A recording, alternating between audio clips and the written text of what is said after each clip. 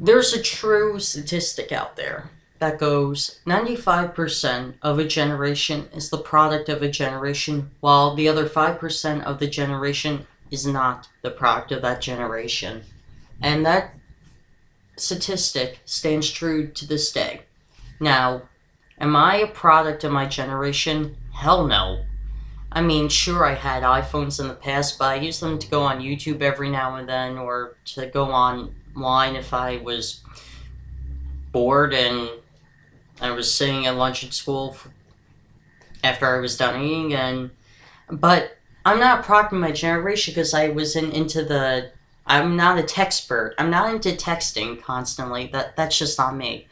Um, I'm part of the 5% of the generation that is not the product of a generation. And I'm actually happy about that. While others like, oh, I wish I was a product of the generation. Don't wish it, really. Be happy you're not. Because you have basic common sense that other people don't of your generation.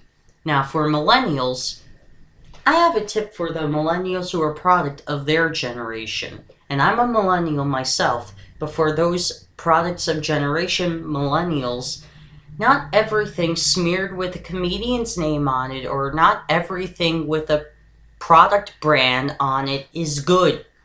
For example, you have tons of millennials who love Ellen DeGeneres. Fine. I like her. She's okay. Not my favorite comedian, but she's okay. She's more clean-cut family humor. I could deal with a little bit of clean-cut family humor and a little bit of dirty humor both at the same time. I could deal with it. But Ellen is so clean-cut family humor that she thinks everything she puts her name on is going to be successful. Wrong. Do I really need to review the disaster of the show One Big Happy? Because she's promoted on the show as it gets funnier after the first episode. That basically tells you don't rely on the pilot to make you a fan of the show. Now, I remember shows like Friends, Raymond, watching those shows with my family growing up, and I didn't really grow up on much cartoons because for the sole reason that it was a family thing for us to watch Futurama, Friends, and Raymond. And I remember watching all these shows with my family. So, why do Raymond and Friends stand out in my mind the most? And Big Bang Theory's like, if it's on, I'll talk about it, but if it's not, I know the name. It's because Big Bang Theory is trying to, when the show originally started, back in 2007, it didn't have a live audience like it does now. So for 2 seasons, they shot the show in a type of setting where there was no live audience and there was auto-tuned laughter to make you laugh at the jokes. And for the first 2 years, it really wasn't that successful like Two and a Half Men was because it had a live audience. And the live audience makes a whole bunch of difference with the TV show. And that's how One Big Happy is shot. Without a live audience. It makes a whole lot difference. With a live audience, you can tell if an audience likes the laughter, likes the jokes, or thinks the jokes are horrible. So it's pretty much having a room full of critics that you need. Especially for a comedy show. So, One Big Happy is not a good comedy show and is going to fail horribly. Now, when it comes to The Odd Couple, Matthew Perry, he's funny. All the people from Friends, they started out as actors and went on the show, and they left as comedians. They are all comedians now because of Friends. They know what satire is, they know what humor is, they know when to make a joke in a movie. And when they're in a comedy film, they don't need the lines. They improv their own shit. They don't need lines because they know how to improv from Friends. There were a lot of episodes of Friends where it was improv. So you take Matthew Perry, who's a great comedic genius, um, and you tell him, think of The Odd Couple, and he grew up on the show. That's like one of the shows that kids really didn't watch with their families because of the subject matter, but he was one of the fortunate ones who got to watch it with his family, and he got to learn adult humor at a young age, like I got to learn adult humor at a young age. And so he decided to redo the show, The Odd Couple, and he's decided to change some of the stuff around, but he changed a little too much around. Um, I mean, he kept some stuff from the movie and put it in the show, but he changed a little too much stuff around, um, like him and Felix already knew each other, like from 8 years ago, like kind of picking it up from the film.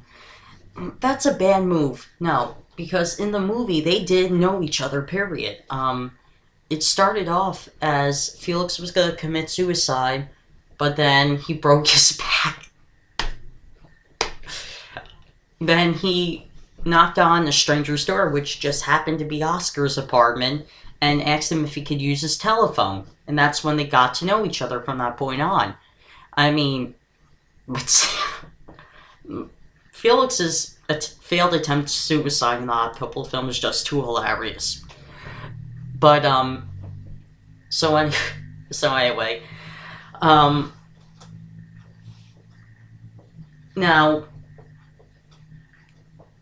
the way the show's done, I gave up on it the second episode because it was like they changed too much stuff around, and it's not the Odd Couple I remember from the movie.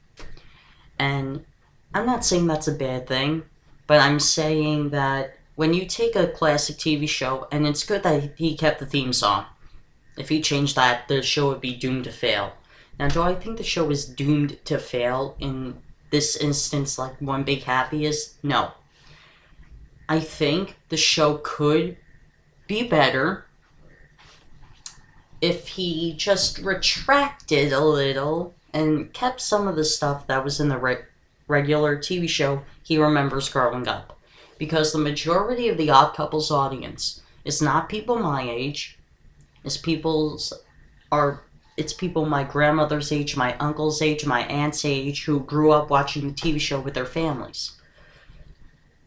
And, like I said, not a lot of children were allowed to watch The Odd Couple with their families because for the sole purpose that it dealt with subject matters like suicide, sex, alcohol, you name it. And so that's the majority of the Odd Couple's audience, older Americans who remember watching the show. So when you take a show that they know by heart and by memory and remember the movie very well, and you change a lot of the stuff around to the point where it's like they don't know what show they're watching anymore, you have a show that is possibly in the category of might doom to fail. So anyway, I'm getting off. Oh yeah, I was talking about millennials. But that just comes to show that people that grew up on a certain TV show, people that know what TV is, especially people who are not products of their generation, like I'm not a product of my generation, we know when a TV show is doomed to fail. We know when a TV show is not funny. We know when a TV show is too dramatic. We know when a movie is just plain out stupid.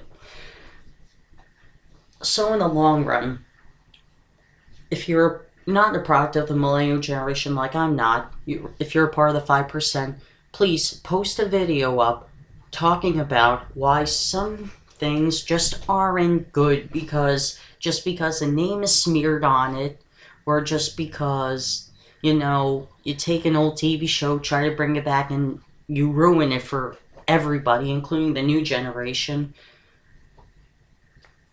to watch the show, you could tell the difference. So I'm asking any millennials who are in the 5% who are not a product of the generation, please post a video up like this.